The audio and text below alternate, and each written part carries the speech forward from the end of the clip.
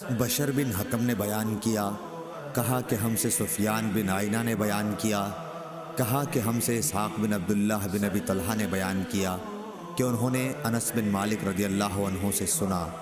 آپ نے بتلایا کہ ابو طلحہ رضی اللہ عنہ کا ایک بچہ بیمار ہو گیا۔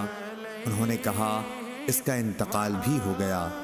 اس وقت ابو طلحہ رضی اللہ عنہ گھر میں موجود نہ تھے۔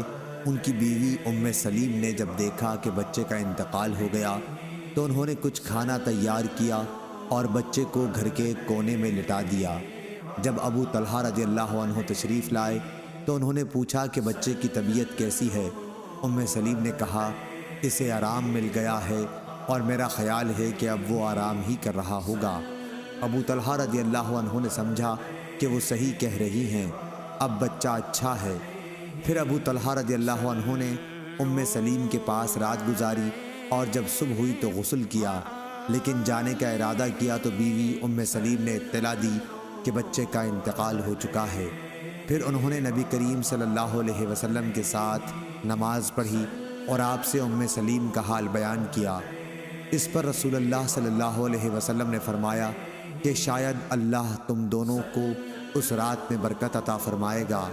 سفیان بن عیینہ نے بیان کیا کہ انصار کے ایک شخص نے بتایا کہ میں نے ابو طلحہ رضی اللہ عنہ کی انہی بیوی سے 9 بیٹے دیکھے جو سب کے سب قرآن کے عالم تھے۔